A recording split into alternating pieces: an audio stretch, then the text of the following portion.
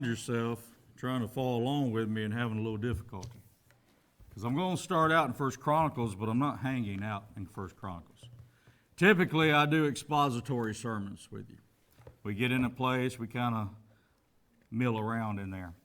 But today's kind of a topical, which isn't something I do often, but I will explain the text around it at the same time. I heard a comedian one time talking about it. I said, well, how come pastors get up and they ain't ever ready? You ever notice how we get up here and we start laying out our stuff, opening our stuff, getting it all together? I'm ready in spirit. So if you're taking notes, you'll want to be here, but you might want to connect the other passages. All right. The time we live in. I look around this world, and I see things that I hadn't ever seen before. I imagine some of you are just marveling at how this world has changed in your years. And even me, I look back at these years of ministry, how rapid, how fast things have really transpired. And I found a passage in the Bible that really intrigued me, and it's 1 Chronicles 12:32. In 1 Chronicles 12:32, it says, "From the Issacharites, who understood the times and knew what Israel should do." Now, in this list, in this chapter, you've got all these tribes coming together to come do one thing: support King David. Because what has happened is Saul has committed suicide in the middle of a battle. You'll see that in chapter 10 and 4 through 6. So, think about it. Saul's been king for a while. Now he's dead. War is going on. Your leader is out. His sons are out. The whole country now is going to be in an upheaval. What do we do? Where are we going to go? Not everybody wants to support King David. He didn't become king of everybody at once, so it took time. But all these tribes start coming together. And what I notice about it, because in chapter 11, David is anointed king, and after his anointing, they start coming and gathering around him. And if you look through chapter 12, this tribe is full of great warriors. This tribe, their warriors are honored for generations. This tribe, it's battles. It's warriors. And you need warriors. You got to have them. You got to have the military force to keep your enemies at bay. And that's what they've got. But then this one family here, this one group of a tribe, not just a family, but they are. These individuals, this says something very different about them. They understood the times and knew what Israel should do. They are so valuable. It's not enough just to have a bunch of meatheads that can swing a sword. They're good to have. But these guys knew what, and they understood. They understood the king was dead. They understood transition is going to have to happen. These are men, according to this, apparently these are people known for their understanding of government and known for their understanding of how to run things. They are going to be a huge asset to the king as they start to set themselves up. Because what are they in? They are in difficult times, folks. These times that they're in are hard. And we look around and we think, how does that apply? We need to be valuable. We need to be people of God, children of the King, who are valuable in a time of discord, in a time of difficultness. We need to be like this group who understood. We need to be able to understand the times we live in and know what we should do in the midst of those times. And I hope I can lay that out for us. So, I want us to look at Matthew 16, 1 through 4. The question I have for you is, what are we? You, me. Think, oh, I don't have to do anything. No, you live, you breathing, you hear, you got a responsibility too. What are we going to do in these stressful times we live in?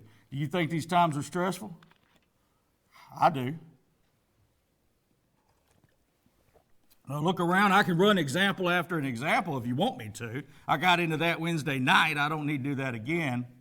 For those of you who weren't in here, I'll spare you. A lot of it was my opinion, and some of it was supported by God. I can usually find scripture to support what I need to support. But my goal is not to just do that. Let's look at what's going on in Matthew chapter 16, 1 through 4. We are to read the signs of the times around us. Here's what's happening. The Pharisees and the Sadducees approached as a test. Not for knowledge, not for wisdom, not because they want to learn from Jesus. No, they want to test him. So they asked him to show them a sign from heaven. Jesus, he answered them. When evening comes, you say, isn't that something? They ask for a sign, he starts telling them this stuff. When evening comes, you say, it would be good weather because the sky is red. Verse 3. And in the morning, today will be stormy because the sky is red and threatening. You know how to read the appearance of the sky, but you can't read the signs of the times. An evil and adulterous generation wants a sign, but no sign will be given to it except the sign of Jonah. And then he left them and went away. Can I retranslate this for you? The Pharisees and Sadducees come up trying to trick Jesus, get into his words, test him. Hey, perform a sign for us. And Jesus said, I ain't your puppet. That's what happened. Come over here and do a magic trick for us, Jesus. I don't do that. You're not going to get me to step up and I don't perform for you. That's not who I am. Let me tell you who you are. You look at the sun. You ain't nothing good for nothing but predicting the weather. You look at the sky and you say, oh, look, it's going to be good. Oh, it's not going to be good. And then all of a sudden you get a miracle in front of you, signs in front of you, and you don't even know the signs of the time around you. Why would I perform for you? Jesus didn't perform for people. Everything he did was strategic in showing. Here they are they are overlooking the most obvious thing. The signs of their time was that the Messiah was in front of them, and they should have been the first people to recognize that fact because they were people of the Word of God. Let me give you a warning. How's that last part? Go back to verse 2. I'm sorry. Verse 1. The Pharisee says he's asked him for a sign, show them a sign from heaven. Okay. And then go down to 3. Trying to find it. Okay, bottom part of 3. You can't read the signs of the times. So apparently, if you look at that, and Jesus saying that to these guys, we're supposed to be able to look at the signs of the times ourselves. Nobody said you're an expert. Nobody said I'm an expert. But we're supposed to be able to look around and see what's going on. But I want to give you a warning before this turns into one of those, Jesus coming back today. Be careful for those who claim to have all this spectacular knowledge, this extra biblical knowledge and this amazing knowledge, and they understand that Jesus is going to come back and this is when he's coming back and here's some things that are going to happen, and folks predict this stuff and they make YouTube videos and things go on and they never happen, and then people continue to let them go around. In the Old Testament they put you down for that. So we don't need to lift up and glorify these people that claim to have special knowledge and then it never happens. And we got to be careful looking at the times around us, because you and I could easily go, man, this has got to be some of that stuff in the end times we're looking at, because it's just getting so bad. How bad do you think it was in Paul's day? How bad do you think it was when they were lighting Christians on fire and feeding? And that stuff goes on today too, don't get me wrong. Like I said last time, and the time before that, and the time before that, things have gotten worse in America. So we think, well, Jesus must be coming back. From what I understand, there's nothing to say Jesus wouldn't come back at any moment. But at the same time, I can say to you that this could rock on for another 1,000, 2,000 years. We don't know. Why? Jesus said, no man knows times. But let me give you a history lesson. If anybody knows when Jesus is coming back or who the Antichrist is, you better run. They don't know. I'll give you some illustrations. I'm going to give you illustrations from important people in denominations who, not just Joe Blow, not just some guy in his mama's basement making a YouTube video. No, none of that. These are people who were dominant in their denomination as in leadership. They came up with these things. William Miller, heard of Seventh-day Adventists? He was Seven-dayer. He predicted that on March the 21st, 1844, Jesus is going to come back. People gave away land, quit working their farms. They was all ready. Everybody shows up, didn't come back. He went back and redid his calculations and got his slide rule out in his Bible and started counting the letters and the words and the Hebrew and all this stuff. Came back and said, oh, it's April the 18th. As you know, he didn't come back. But then, what's amazing is, there was a group of people that were following William Miller. They were called Millerites. Where's my Waineites at? I can't get a Wayneite for nothing. Can't get one Waineiite. I know. So Samuel S. Snow, who is a devout Millerite, decides this has got to, I've been following this guy all these years. I can't give up on him now. So he went and did the calculations 6 months later, October 22nd, 1844. That's when he's coming back. Everybody got together again. He ain't come back. Several Anabaptists. 1533, Jesus coming back. We already got the two witnesses. We got Enoch and Elijah, and they named these guys. They came from heaven. They're the two witnesses, and they were sure Jesus was going to come back in 1533. The Anglicans don't get left out. Edwin Sandy had said the 1500s. The one I would have been tempted by is the Assemblies of God during World War I. They said that Jesus, before the war closes, will be coming back. There'll be Armageddon, and it'll be no later than 1934, maybe 1935. At least they had a worldwide war going on, and they looked at that and said, well, Jesus has got to be coming back. It looks a lot like that Revelation stuff. And I imagine everybody was tempted in World War II even more. Chuck Smith, Calvary Chapel, he said, I believe that the generation of 1948 is in the last generation. He even had a formula because 1948, 40 years for a generation. For some reason he threw in a 7 to subtract from. So everybody started talking about 1981. Jesus coming back. He didn't come back. Edward Irving, a Scottish cleric of the Catholic Apostolic Church, 1823. Nope. The Jehovah's Witnesses are my favorite. They got together and everybody sold everything. Everybody was ready. 1874, no Jesus. Oh, okay, he's coming back in 1875. Nope. 1878, nope.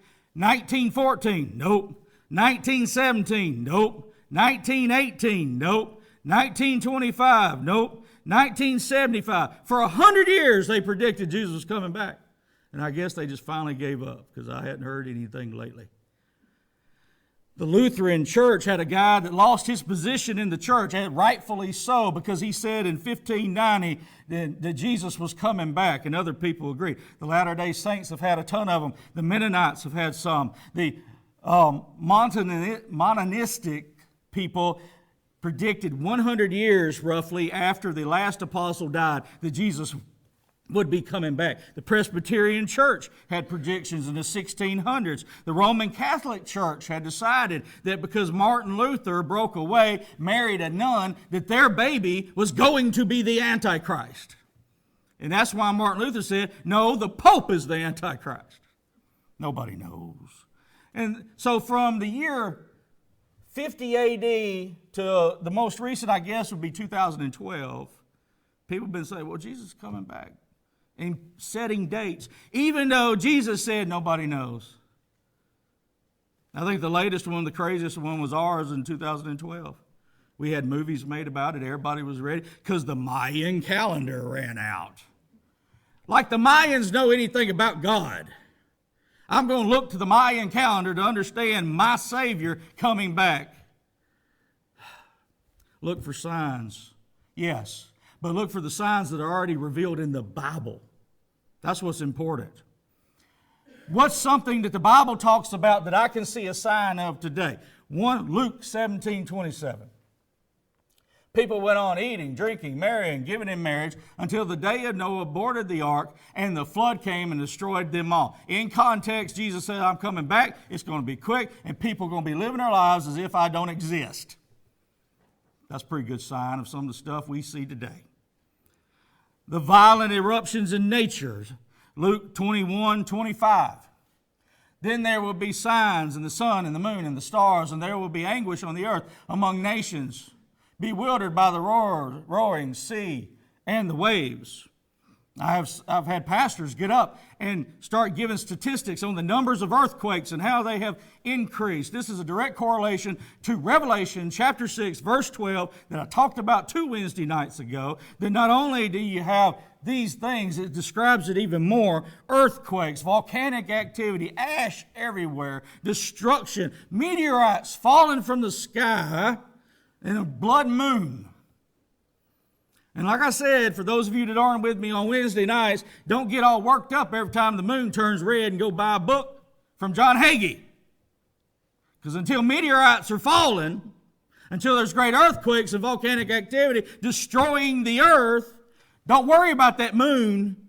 I've looked at red moon, and I guess it's red, a little orange, I don't know. Blood red's pretty clear, y'all. So, what I'm saying is, be careful predicting the signs, but have enough common sense to know things are in the works. Then there's the international signs. Everything relating to Israel. I mean, if you ever watch the news, they're on every night, man.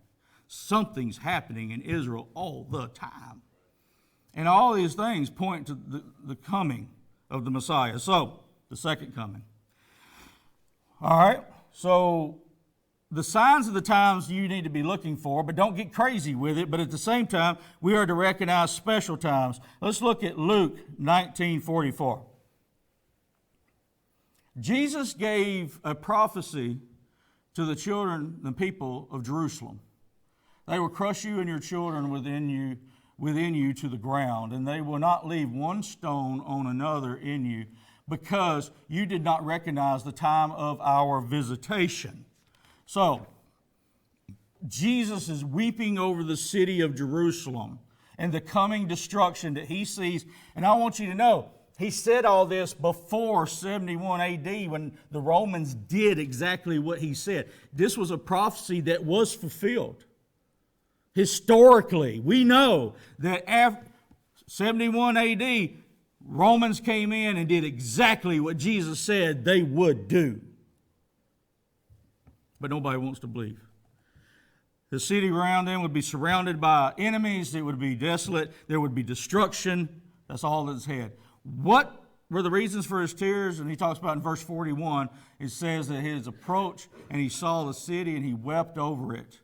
Which is just amazing. People, why doesn't God do this? And why doesn't God? God came in the form of flesh and he died, a sinless man who knew no sin became sin. But he looked at Jerusalem, loved the people of Jerusalem, and wept over their unbelief.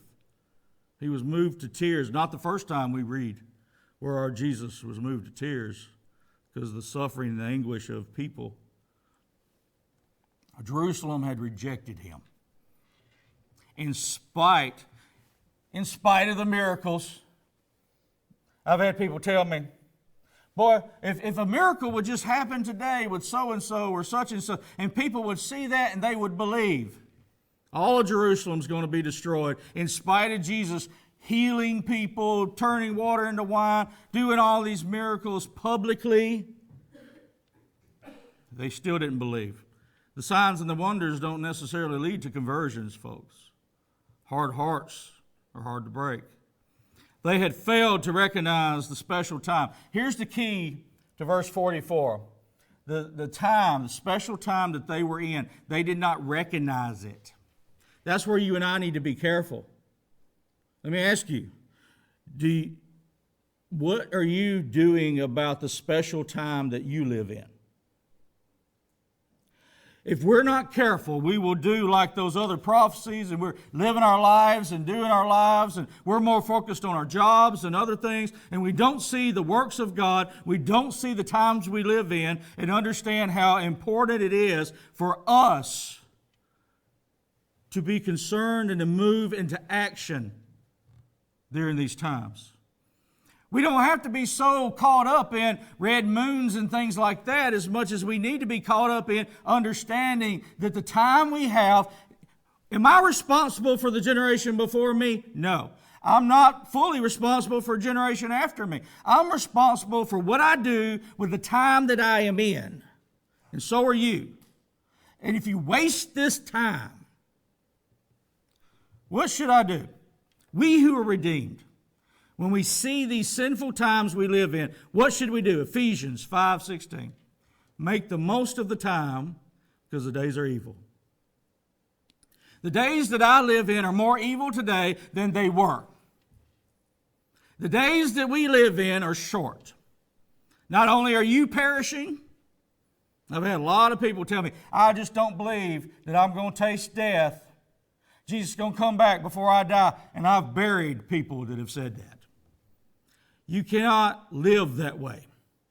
You've got to understand that your days are short. Whether Jesus comes back or you live out your life, times are short and the days are evil. So what do? Redeeming. Make the most of the time means redeeming the time. We need to be working in the time that we have. I am sorry that it's not a more peaceful time. I am sorry that we don't have such rampant sin. I'm sorry it isn't like it was back in the good old days. These are the days we have. And we have to work in these days. These days sound like Matthew 24:12, when Jesus said, because lawlessness will multiply, the love of many will grow cold.